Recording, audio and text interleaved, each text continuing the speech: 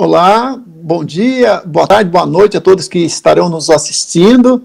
Eu tenho a satisfação aqui de estar com o professor André Cavalheiro, né, nosso colega do Campus Araranguá, ex-PRODI, ex-pró-reitor de desenvolvimento aí durante os últimos anos. E estamos aí próximo da Semana do Planejamento, né, que vai acontecer aí de 20 a 24 de setembro. E a nossa preocupação é gravar também alguns vídeos para mostrar a importância do planejamento nas atividades, né, dos campos, principalmente. Professor André, em primeiro lugar, muito obrigado por você aceitar participar dessa gravação, dessa entrevista, e eu vou começar perguntando direto, né, por que é importante planejar, no seu entendimento? Josué, em primeiro lugar, obrigado pelo convite, pela oportunidade.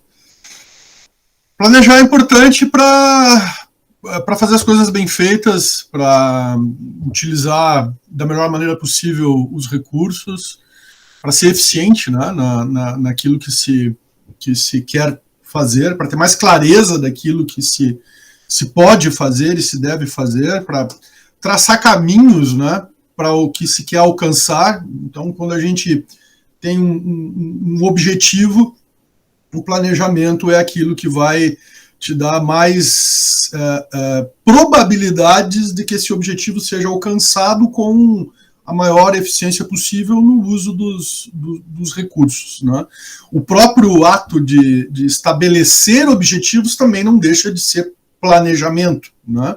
Então, muitas vezes a gente, se não define claramente os objetivos, né, isso vale para a vida pessoal, isso vale para uma organização, isso vale para qualquer coisa, vale para o estudante, né, se a gente não tem claro os nossos objetivos, a gente perde tempo, a gente tem retrabalho, a gente não foca, né, então o estabelecer objetivos também planejamento também é importante, né, não só o caminho. Perfeito, André. Dizem aí que qualquer lugar serve, né, para quem não sabe para onde quer ir, né? E, então, fundamental essa tua colocação. A segunda pergunta, André, você já ocupou todos os cargos na instituição, já foi diretor de campus, pró-reitor, já foi reitor interino aí, substituindo a reitora várias vezes. Eu te pergunto, como é que você vê a articulação do planejamento do campus com o PDI e o planejamento estratégico institucional? Eu vejo que existe uma conexão em termos de processo bastante grande, de processo no sentido potencial, quer dizer, o processo está ali, né? Então, quem estuda os mecanismos de planejamento da instituição, ou seja, os processos que estão definidos, né, consegue perceber essa relação dos diferentes níveis de planejamento de uma organização, né? Aquilo que é o clássico da administração, né? Planejamento estratégico, tático e operacional. O que às vezes se confunde um pouco as pessoas é a diferença entre o planejamento estratégico ou até mesmo tático com as questões de rotina, né, com os processos que a gente desenvolve no dia a dia. O processo de planejamento é um processo, né, e que não necessariamente é um processo da rotina diária, mas poderia ser. Mas as atividades que cada servidor, que cada membro da comunidade, que cada estudante desenvolve, né, no seu dia a dia é uma coisa, e parte dessas atividades podem ser relacionadas ao desenvolvimento, à execução de um plano de nível estratégico, de nível tático, de nível operacional. Então, em algum ponto, o planejamento operacional se mistura com os processos da instituição, né? Então, nem tudo que é importante para a instituição funcionar através dos seus processos, através das atividades, das tarefas de cada um, é necessariamente estratégico. Então, aquilo que é estratégico é o que faz a instituição mudar de de nível, digamos assim, né, em termos de uma melhoria de processo, de uma implantação de um novo processo para sair de um determinado estágio e alcançar outro, né? Então, a gente tem lá no PDI, no capítulo do planejamento estratégico, objetivos institucionais, metas institucionais e indicadores relacionados a essas metas e objetivos para que se possa medir se os objetivos estão sendo alcançados, se as metas estão sendo cumpridas, e iniciativas que não deixam de ser grandes ações ou macroações para que esses objetivos estratégicos possam ser alcançados. Então isso se desdobra, né, em nível tático naquilo que o PAT, né, o Plano Anual de Trabalho,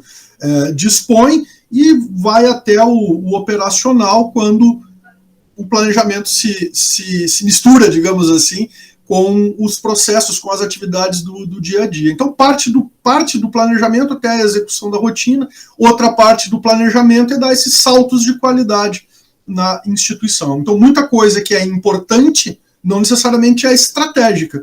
Agora, tudo que é estratégico é relevante. Então, é por isso que é interessante, lá no próprio PDI, né, se olhar não só para o planejamento estratégico, mas também para a cadeia de valor, que é o primeiro nível, né, o nível mais alto de apresentação dos nossos processos. Então, a cadeia de valor, ela vai mostrar os macroprocessos institucionais, que daí são desdobrados, né, dentro do que a gente chama de arquitetura de processos, em processos de negócio e processos de trabalho, e cada processo de trabalho em atividades e tarefas. E aí o planejamento estratégico, ele se liga a isso, porque ele prevê implantação de novos processos ou melhoria de processos existentes.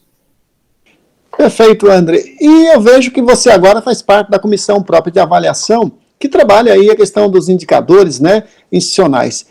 Qual a importância dos indicadores para um diretor que está fazendo o planejamento do seu campus agora em setembro, outubro?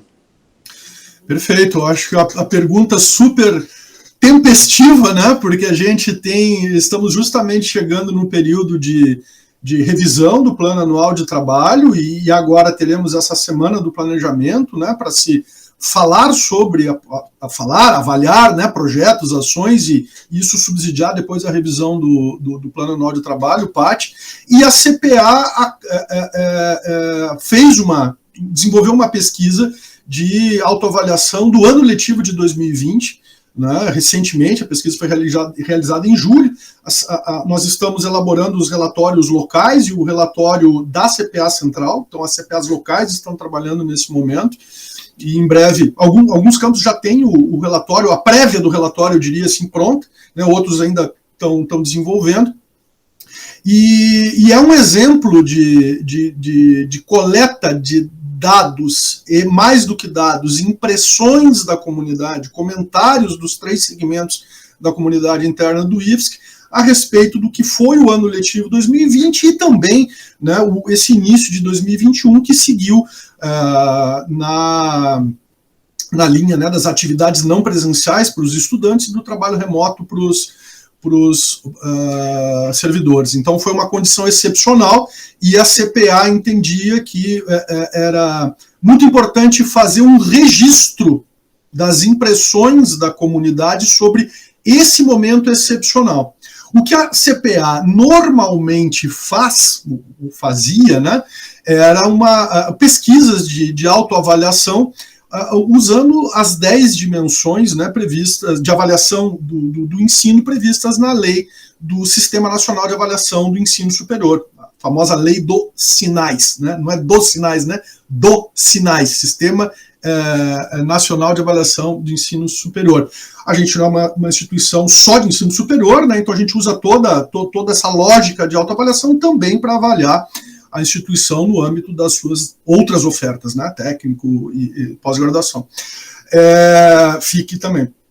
Então, normalmente, os resultados, né, o relatório da CPA, os dados que o relatório apresenta, eles devem ser analisados, discutidos no campus, né, não só pela gestão, não só pelo colegiado do campus, especialmente, mas por qualquer servidor, né, para propor melhorias. Né? Então, alinhadas, né, obviamente, ao PDI, mas muitas vezes coisas que são melhorias da rotina, que não necessariamente estão lá previstas no PDI, mas que podem ser melhoradas. Né?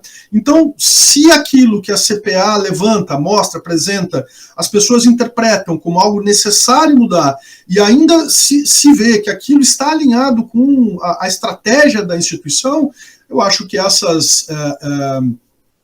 que esses pontos levantados acabam ganhando prioridade, né, para o planejamento da instituição.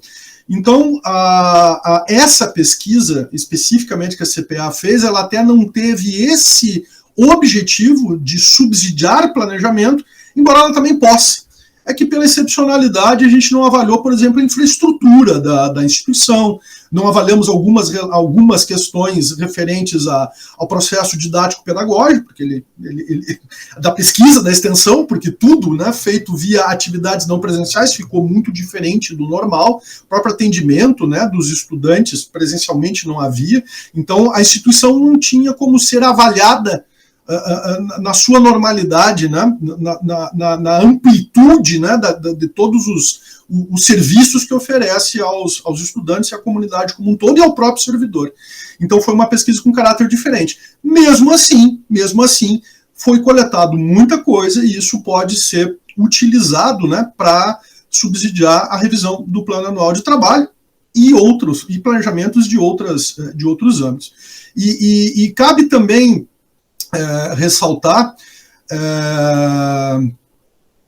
que a CPA ela vai passar a fazer avaliações também do desenvolvimento do PDI. Ela até hoje ela não trabalhou muito nesse sentido. Né? A CPA vem evoluindo, melhorando a cada nova composição, a cada ano, né, que passa, a CPA vem melhorando a sua forma de trabalhar, e o que nós projetamos a partir do ano que vem é de começar a avaliar também aquilo que está lá no PDI, né, verificar como a instituição está desenvolvendo ou não está desenvolvendo e por que não está desenvolvendo aquilo que está no PDI. É isso, inclusive, que a Lei dos Sinais propõe, né, que o MEC prevê, né, para o funcionamento das CPAs, tá? Desde da revisão dos instrumentos de avaliação, da forma de autoavaliação, o MEC ele bate muito nessa tecla, né? A CPA tem que alinhar os seus instrumentos com o PDI. Não é a CPA que mede os indicadores, né? Isso é a gestão, evidentemente, que levanta os indicadores que estão lá no PDI, mas cabe à CPA analisar, avaliar, né, e sugerir, né, aos gestores e à comunidade, talvez, algumas medidas, né, algumas ações que podem ser tomadas. Para finalizar, Andrei, você foi diretor de campus e fazia planejamento, né? Se você hoje voltasse para a direção de um campus, de que forma você faria o planejamento do campus, dada toda a sua experiência de gestão no momento? Isso é um pouco difícil de determinar, né? Porque as condições do momento, muitas vezes, elas te ajudam a definir o que é possível fazer e qual é a melhor maneira de fazer, né? Como eu não estou na direção, eu não enxergo exatamente as coisas do ponto de vista de um diretor. Mas partindo do princípio de que nós temos um processo de planejamento estabelecido, né, guiado e temos lá um norte dado pelo PDI, provavelmente aquilo que a gente discutiria no campus seria aplicar, né, essa metodologia prevista na instituição, esse processo mapeado na instituição e essas diretrizes, esses nortes que o PDI nos dá. Né? Então, as maneiras de fazer isso são muitas. O que eu acho sempre bastante importante é que haja discussão no campus e que o planejamento seja entendido como algo que, embora tenha seus momentos de cadastro de projetos no sistema, de revisão desses projetos, que pensar o planejamento pode ser uma atividade permanente. Né? E muitas vezes a gente precisa, no campus, na instituição, simplesmente organizar aquilo que sai como resultado de inúmeras reuniões ou instrumentos de avaliação. Então, sempre que se faz um conselho de classe, dali tem-se um relatório, uma ata, ou tem-se apontamentos. Então, quando chega na hora de fazer, cadastrar projetos num sistema de planejamento, que parece muito burocrático, na verdade a gente tem que estar com essas coisas todas ali já discutidas, né? Então tudo aquilo que foi discutido no colegiado do campus, nas reuniões diárias, nos setores, nas reuniões gerais de campus, nos conselhos de classe, em avaliações de docente, em uma série de reuniões e eventos que são realizados, tudo isso tem que desembocar em projetos, né, de melhoria, de inovação. Então, não é necessário ter um momento ali, faltando 10 dias para esgotar o prazo de cadastrar projetos, de se fazer uma ampla discussão no campus, e aí o que vamos fazer? Não, o que vamos fazer já tem que estar sendo definido ao longo do ano todo.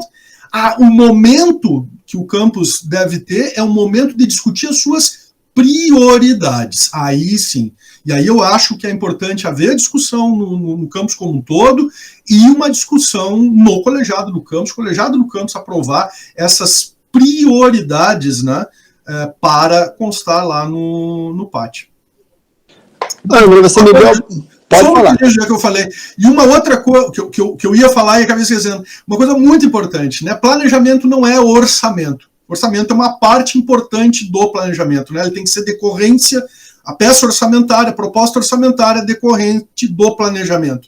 Mas muita coisa pode e deve ser planejada que não tem orçamento envolvido, né? A não ser o indireto, né? O orçamento de funcionamento, de custeio, de água, luz, energia, limpeza, contratos, etc. Mas é organização da força de trabalho, organização de agenda de atividades. É o 5W1H, porque às vezes não tem o how much, né? Só precisamos organizar responsáveis, momentos, tarefas, atividades para desenvolver uma série de coisas. Isso também é uma função do plano anual de trabalho, organizar a agenda do campus, né, e a distribuir as atividades e tarefas para que seja alcançado aí os objetivos da instituição e do campus.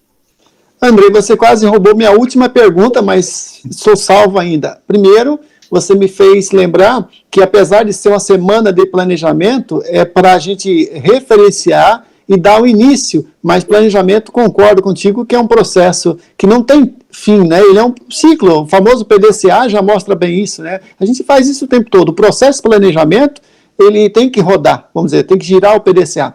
Mas a última pergunta mesmo era isso. Eu conheço várias experiências exitosas nos nossos 21 campos, um campus avançado, né, e que o planejamento não se restringiu ao PAT. E aí você bem colocou, né, que uma preocupação que eu vejo é que em algumas situações falta esse processo de entender que preencher o PAT era a parte finalística e não é o planejamento em si. A que você atribui esse problema e como é que você sugere que o diretor possa escapar dessa armadilha de entender o PAT como o planejamento? Bom, que para quem participou, né, da origem do PAT como é hoje, né, e para quem já fazia o planejamento no início dos tempos do IFSC, né, de uma maneira ainda simples, mas que aos poucos foi sendo evoluída. Isso foi uma coisa muito importante a gente sempre procurou evoluir o processo de planejamento e não quebrar, né, a linha que foi tomada no início da transformação de Cefet para IFSC, mas que foi se aprimorando e foi se sofisticando o processo de planejamento. Para quem viveu de dentro isso, né, o planejamento sempre foi isso. E a gente sempre planejou isso, né? A atividade, quando digo a gente, planejamento interno, por exemplo, da própria pró-reitoria, né? A gente planejou atividades, algumas delas tinham um orçamento atrelado, outras não, eram simplesmente atividades que precisavam ser priorizadas e organizadas, né? Organizado no sentido de plano, né? O 5W, 1 ou 2H, dependendo se tem ou não necessidade orçamentária específica. Então, sempre foi isso. O que eu acho que o campus precisa entender muitas vezes é apenas isso, é se dar conta que o PAT é o momento de registrar aquilo que o campus precisa desenvolver, as suas ações, independentemente da questão orçamentária. É possível que em determinado momento se faça uma discussão de priorização em função daqueles projetos que necessitam de orçamento, porque o orçamento é finito. O que muitas vezes não se enxerga é que também a capacidade de trabalho é finita. Por isso a importância de no PAT nós termos também projetos, ações com previsão de data, de meta a ser alcançado, de resultado, né? Às vezes o projeto pode ser uma coisa simples, né? Precisa ter uma meta numérica, mas um resultado macro a ser alcançado, responsáveis por isso.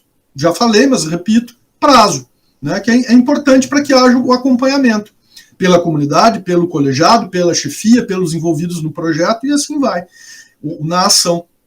Então, além dos processos, que aí todo mundo sabe ali o que tem que fazer todo dia, é importante também, né, organizar essa distribuição de ações de melhoria, né, ou de inovação dentro do campus. Mesmo que não envolva recurso orçamentário, envolve carga horária, envolve trabalho, envolve foco. E é bom para que muitas vezes se veja que quando se vai, por exemplo, implantar um curso novo, e esse curso está previsto lá no PDI, a partir do 2024 vamos implantar aqui um curso novo. Quanta coisa precisa ser feita antes, né? Que não envolve orçamento, como desenvolver o projeto pedagógico do curso. Então, quanto tempo a gente demora para fazer isso? Quem faz isso? Isso precisa passar pelo CEP, precisa passar no Consup. Então, planejamento da última etapa, retornando, né, até a primeira, né, faz ele, não é retroativo, me faltou a palavra agora, mas olha para a última etapa e vê quantas etapas são necessárias antes para saber quando precisa começar. É regressivo, né? Pensamento, e precisa ser planejado, pode constar do PAT. É um regressivo, na verdade. Regressivo, né? Exatamente. Tá certo. Regressivo. Tá certo. Professor André, sabe que se deixasse, a gente ficaria horas conversando. O assunto planejamento é um assunto que eu tenho certeza que você é apaixonado, como eu sou também. Acredito que é fundamental, né? Eu brinco aí, viver, planejar é preciso, viver não é preciso, né? Parafraseando nosso querido Fernando Pessoa, né? Porque eu acredito que é a base, né? Assim como você também acredita muito na cultura de indicadores, porque você não consegue melhorar o que você não consegue medir também, né? Então, eu agradeço muito, assim, a sua contribuição para a nossa Semana do Planejamento. Fica o convite para outras oportunidades, conversarmos mais sobre alguns projetos que são importantes para a instituição e que precisam ter continuidades, né? Independente da gestão, isso é importante, né? A gente passa, a gestão fica e tem que haver a melhoria contínua dos processos, projetos e ações e assim por diante. As suas considerações finais e já fica meu agradecimento aí de antemão. Não, novamente agradeço pela oportunidade, parabenizo pela ideia, pela iniciativa da Semana do Planejamento, fico feliz que ela aconteça, inclusive, não às vésperas de cadastrar projetos no PAT, justamente aquilo que a gente estava falando, né? Ela acontece no momento anterior, justamente para despertar, né, esse tema e esses entendimentos, os diversos entendimentos que a gente pode ter a respeito do que é planejamento e de como, né, a gente pode planejar no IFSC. Então, desejo aí uma ótima semana de planejamento para todos e que nos campos, né, as pessoas consultem os resultados da pesquisa da CPA, que tem um painel, né, especificamente para isso lá na página da CPA, e a CPA local dos campos, né, alguns já têm o relatório, ou a prévia do relatório já pronta para ser entregue à direção e consultado pela comunidade. Obrigado, André. Fiquem bem, fiquem com saúde. Eu vou deixar ali o link do site da CPA aqui embaixo da descrição do vídeo para o pessoal poder acessar, tá? Ótimo. Fiquem bem aí. Obrigadão aí. Boa noite e boa semana para você, viu? Para todo mundo. Obrigado.